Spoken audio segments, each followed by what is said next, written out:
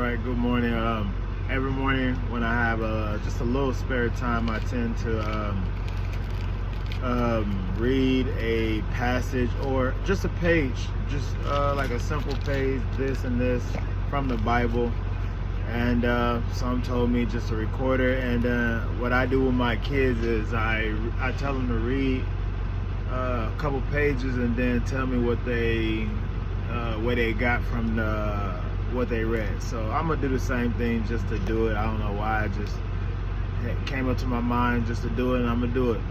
So I've been reading the New Testament, Psalms and Proverbs. This little thing I found, just picked it up, and it was like, you know what, I'm not the best reader, so I challenged myself just to start picking stuff up and just reading it, because that's how you're gonna get better at it. And they say if you read like 15 minutes a day, you get better at it become a habit and you get better at it, which sometimes it don't even take me 15 minutes. So here I go. I've been reading, so I'm on page 172 of John. I'm on John 5. So there, y'all gonna hear a little part of the Bible. From there, I'm gonna tell you what I think about it, and let me know if I'm interpreting it wrong. Because like I said, everybody entitled to their opinion, and I'm just letting you know what I got from it. All right, here we go. Like I said, I'm not the best reader, so I might say things kind of wrong. Hey, it is what it is. I'm learning, but let me know if I am or not. All right. So the Jews said to the man who had been healed, "It is the Sabbath, and it is not lawful for you to take up your bed." But he answered them, "The man who healed me, the man said to me, 'Take up your bed and walk.' Then asked him, 'Who is the man who said to you, 'Take your bed and walk'?" Now the man who had been healed did not know who it was, for Jesus had withdrawn, as there was a crowd in the place. Afterwards, Jesus found him in the temple and said to him, "See, you are well. Sin no more, for that nothing worse may happen to you." The man went away and told the Jews that it was Jesus who had healed him. And this is why the Jews were persecuting Jesus, because he was doing these things on the Sabbath. But Jesus answered them, "My Father is working until now. I am working." This was why the Jews were seeking all the more to kill him, because not only was he breaking a Sabbath, but he was even calling God his own Father, making himself equal with God. So Jesus said to them, "Truly, truly, I say to you, the Son can do nothing of his own accord, but only what he sees the Father doing. For whatever the Father does, that the Son does likewise. For the Father loves the Son and shows him all that he himself is doing, and greater works than these will he show him, so that you may marvel.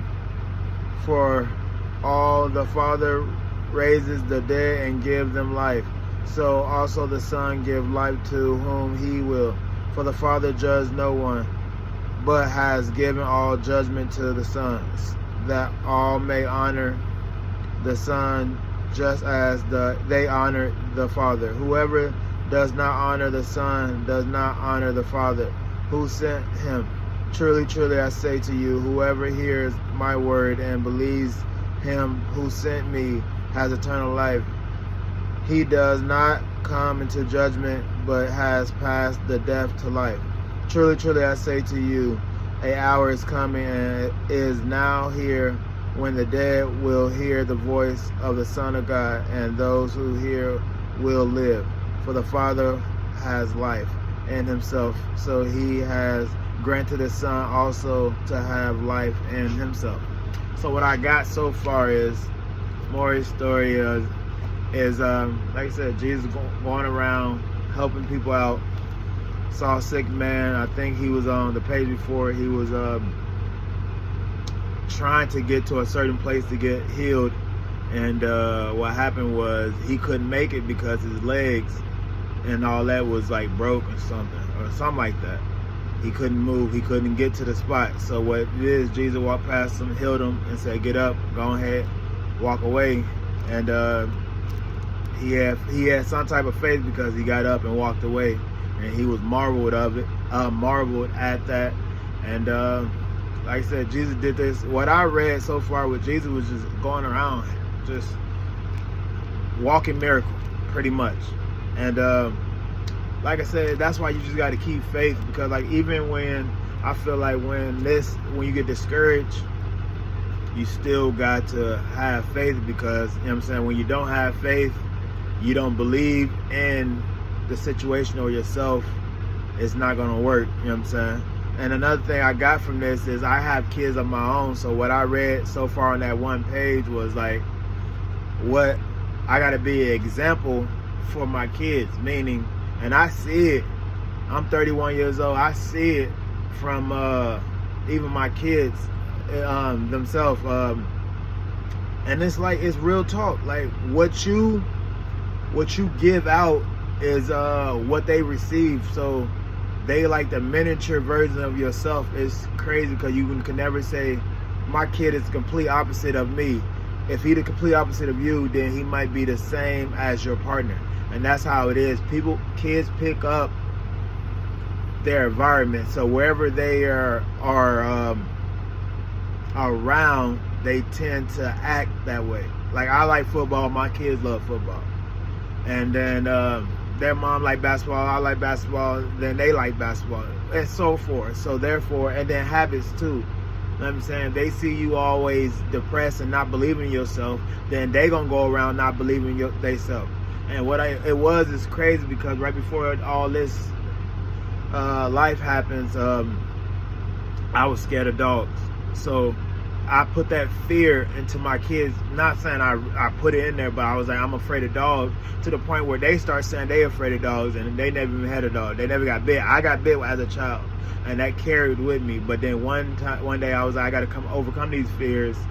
And now I have a dog. He's almost 2 years old. I had him for almost 2 years now, and my kids ain't afraid of dogs no more. And it'd be crazy how we're so stuck in our ways that we don't see the effects we have on others. All right, so that's what I got. All right, boom. I'm finna read the other page, and then that's all it is. All right, boom. And he has given him authority to execute judgment, because he is the Son of Man. Page 251. Man, do not marvel at this, for an hour is coming when all who are in the tombs will hear his voice and come out, those who have done good to the resurrection of life, and those who have done evil to the resurrection of judgment. I can do nothing on my own. As I hear, I judge. My judgment is just, because I seek not my own will, but the will of him who sent me. If I alone bear witness about myself, my testimony is not true. There is another who bear witness about me, and I know that the testimony that he bears about me is true. You sent to John, and he has borne witness to the truth. Not that the testimony that I received from man, but I say these things so that you may be saved. He was a burning and shining lamp, and you were willing to rejoice for a while in the light. But the testimony that I have is greater than that of John.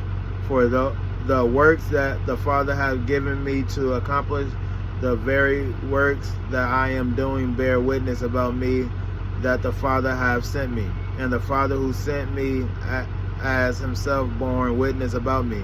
His voice you have never heard, his form you have never seen, and you do not have his word abiding in you. For you do not believe the one whom he has sent. You search the scriptures because you think that in them you have eternal life, and it is that they that bear witness about me.